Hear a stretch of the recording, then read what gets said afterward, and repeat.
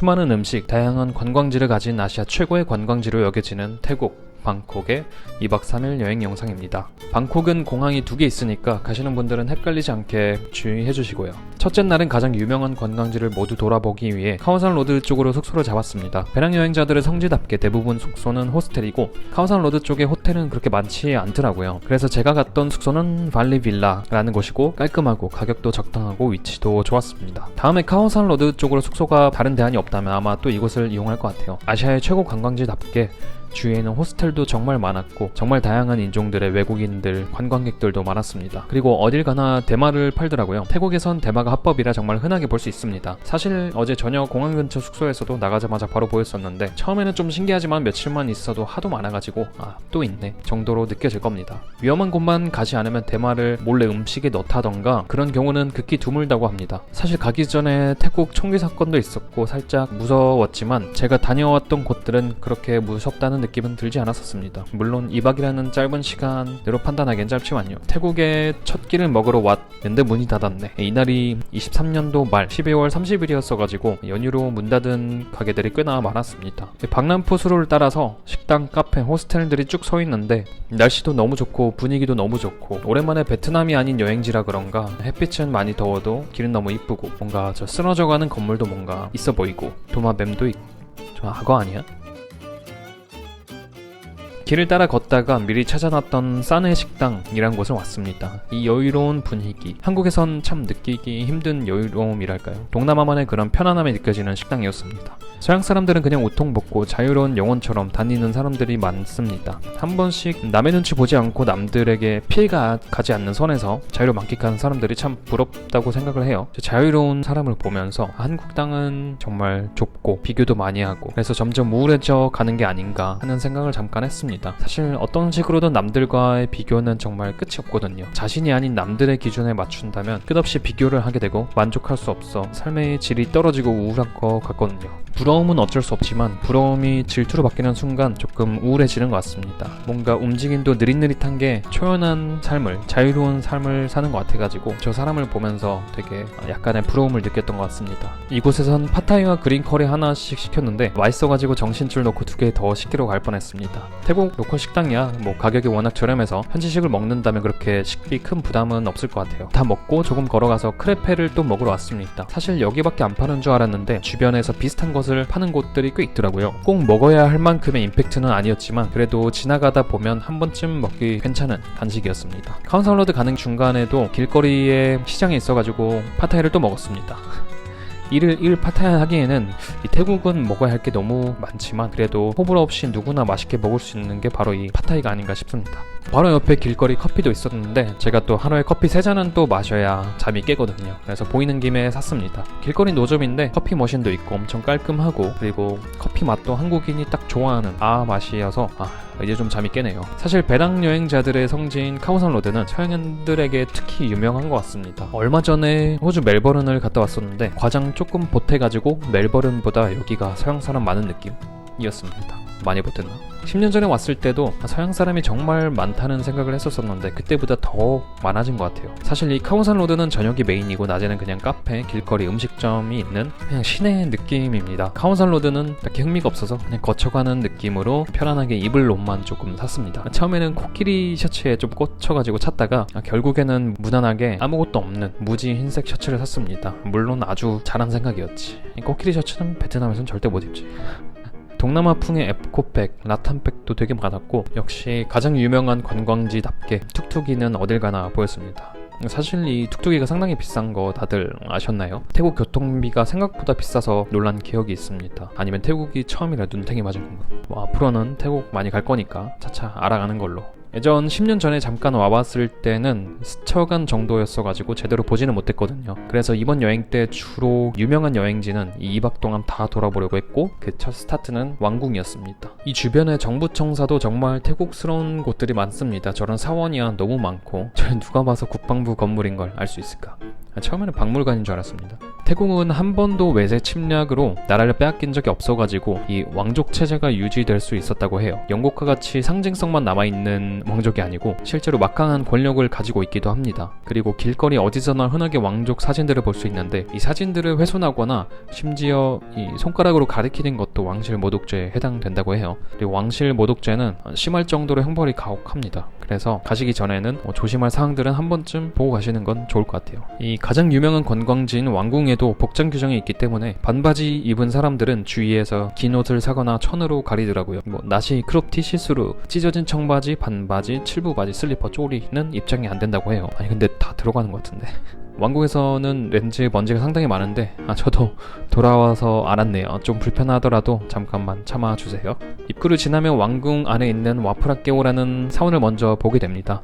여기서부터는 정말 웅장하고 화려한 건물들의 향연이 펼쳐집니다. 가장 유명한 관광지답게 입장료도 비싸고 사람들도 정말 많아서 태국 2번 이상 가시는 분들은 잘 안 가는 그런 곳이지만 저는 거의 처음 가는 거기 때문에 첫 일정으로 이 왕궁으로 넣었습니다. 방콕을 처음 가신다면 한 번쯤은 정말 갈 가치가 있어요. 비싸더라도. 방콕의 이 왕궁의 건축물들은 지금까지 가봤던 곳 어느 곳의 건축물보다 훨씬 화려한 것 같아요. 금색을 메인으로 형형색색의 배색 조합들, 동북아나 다른 동남아에선 볼 수 없는 그런 건축 양식들도 아마 이 태국 내에서도 가장 화려한 관광지가 아닌가 싶습니다. 왕궁의 명성답게 정말 금색이 메인 색깔이어서 어떤 사람은 동양에 엘도라도가 있다면 이런 느낌이지 않을까라는 글을 썼더라고요. 와프라케오에서 가장 유명한 것은 이 녹색 옥을 깎아서 만든 에메랄드 불상이지만 태국에서 가장 신성하게 여겨지는 불상이라서 사진을 찍으면 안 된다고 합니다. 근데 다 찍고 있던데.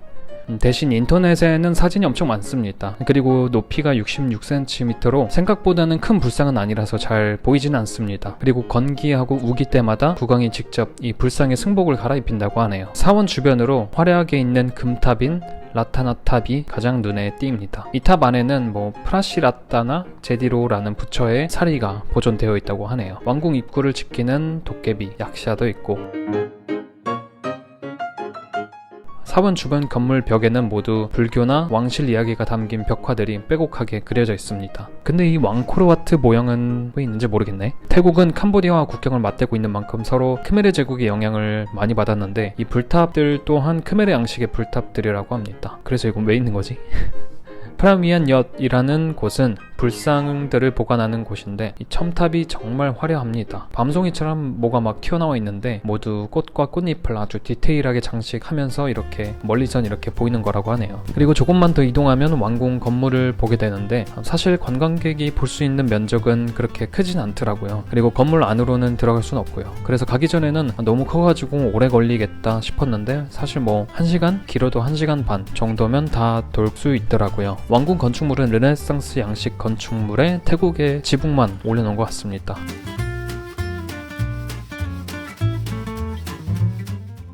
그리고 마지막으로 실제로 사용했던 건축물들을 보관해 놓은 박물관과 태국의 고급 직물들을 전시해 놓은 박물관이 있습니다. 이 태국은 다른 동남아와는 달리 정말 태국 특유의 독특한 건축물들이 많은 것 같습니다. 음식도 싸고 너무 맛있고 볼 것도 많고 인프라도 꽤 잘 돼 있고 확실히 관광지로서의 매력은 상당히 높다는 생각이 들었습니다. 그 다음은 초거대 와불상으로 유명한 왓포를 갔습니다. 방콕의 또 좋은 점은 관광지들끼리 거리가 그렇게 멀지 않아서 차를 타거나 걸어가도 그렇게 큰 부담은 없습니다. 왕궁에서 와포까지는 한 10분 정도 걸어가면 바로 나옵니다. 와포는 원래 방콕이 건설되기 전에 16세기 때 만들어진 엄청 오래된 사원이고 1800년 19세기에 다시 복원이 되었다고 합니다. 이 복원을 위해서 16년이나 걸렸다고 하네요. 그리고 이 왓포는 태국 전통 마사지의 발상지로도 유명합니다. 이 왓포에서 1955년부터 만들어진 마사지 스쿨이 있는데 여기서 태국 마사지를 직접 체험해 볼 수도 있습니다. 저는 참고로 타이 마사지는 별로 안 좋아합니다. 너무 아파서. 와포 내부의 와불상 길이는 46m, 높이는 15m로 광각 한 앵글로도 담기지 않을 정도로 어마어마하게 큽니다. 이 와불상도 정말 신기했지만 저는 그 옆에 있는 제디, 즉 불탑들이 너무 멋있더라고요. 화려하고 알록달록했습니다. 이 불탑들은 옛날 왕들에게 헌정한 탑으로 녹색은 라마 1세, 흰색은 라마 2세, 노란색은 라마 3세, 파란색은 라마 4세를 의미한다고 합니다. 이 와포 안에는 좀 더 작은 수많은 불탑들이 있는데 총 91개가 있고 그 안에는 왕족들의 유해가 보관되어 있었다고 합니다.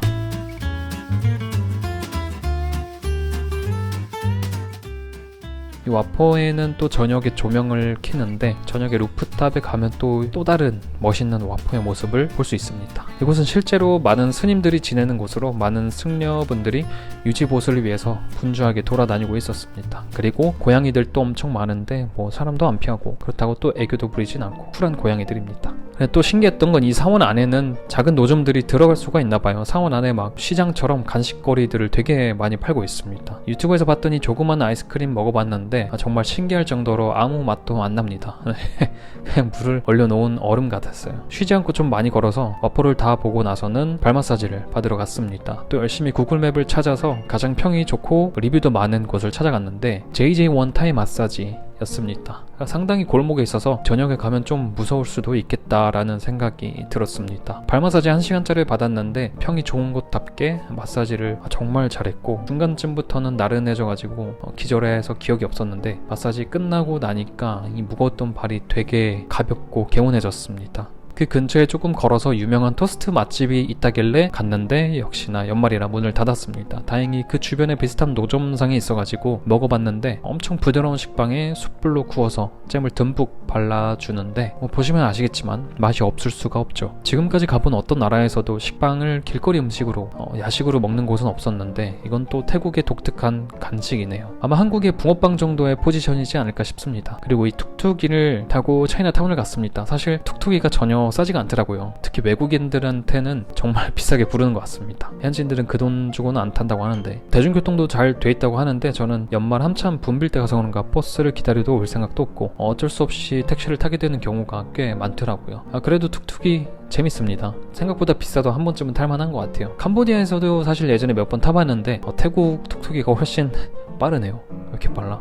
베트남 와서도 오토바이 택시 잘 안 타시는 분들이 있는데 길지 않은 거리라면은 무서워도 한 번쯤은 타보는 것도 재밌습니다. 타기 전에 무서운데 막상 타보면은 별거 아니거든요. 또 가끔씩은 저녁에 시원한 바람 맞으면서 타면은 또 기분이 좋아요. 사실 한국에서 오토바이 탈 일이 거의 없잖아요. 재밌습니다. 내린 곳은 차이나타운 바로 옆에 망콘?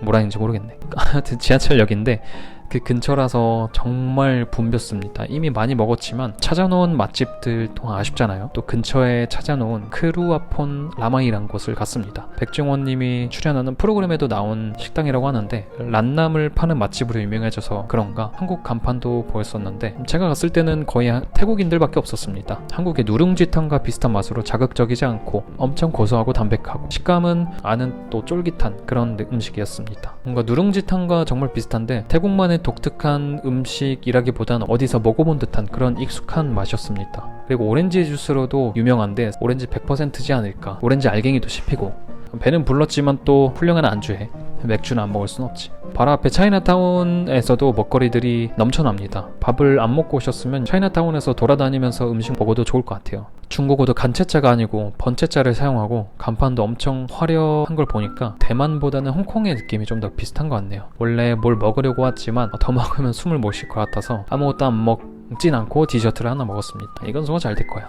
너무 짧은 일정이라 가고 싶은 곳도 많고 근데 시간은 없어서 차이나타운 이렇게 둘러보기만 하고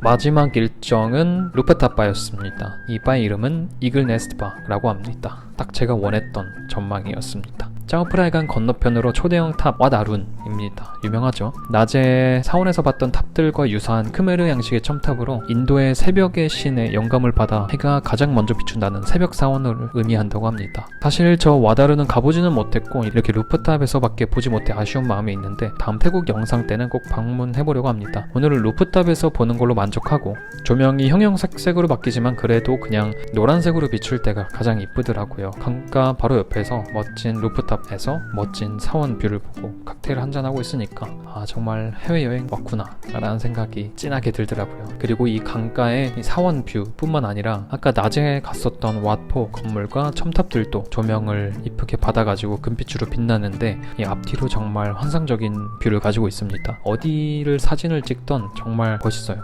여행을 가시는 분들은 하루의 마무리로 꼭 이 근처의 루프탑 바 한 번쯤은 가보시는 걸 추천드립니다. 한국에선 절대 볼 수 없는 독특한 못한 사원가, 석탑, 야경으로 정말 잊지 못할 기억과 잊지 못할 사진들, 간 김에 인생샷 하나쯤은 남기고 와야 되잖아요. 좋았습니다. 바를 나왔을 때가 한 11시 정도였고 밤이 늦었지만 카오산 로드는 이제 시작인 것 같았습니다. 양옆에 아주 시끄러운 음악들 들리고 뭐 되마추인지 술인지 뭐에 취했는지 모르지만 외국인들은 아주 재밌게 놀고 있었습니다. 많이 돌아보진 않았지만 딱히 갈만한 곳이 또 많지는 않더라고요. 그 중에 나름 핫해 보이는 라이브 펍이 있었습니다. 완전 태국 로컬 사람들만 있었고 노래도 태국 노래만 불렀는데 모두 따라 부르는 거를 봐선 꽤 유명한 노래인 것 같았어요. 사실 아시아에선 한국 컨텐츠 다음으로 태국 컨텐츠들이 유명하다고 합니다. 태국 드라마, 영화, 음악이 아시아에선 또 유명하다고 하더라고요. 그래서 자국 음악이랑 영상 컨텐츠에 대한 소비층도 꽤 두텁다고 합니다. 무슨 말인지는 몰라도 이 느껴지는 에너지가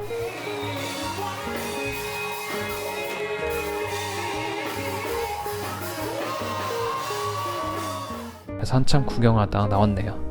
카오산로드 주변으론 야간 노점 가판대들이 많은데 가격도 비싸지도 않고 종류도 많아가지고 저는 가면서 핑크 누들 하나 먹고 갔습니다. 정말 하루 동안 많은 곳을 가고 많은 것을 했네요. 이날도 2만 보를 넘게 걸었는데 아마 중간에 마사지가 없었다면 종아리가 마비되지 않았을까 싶습니다.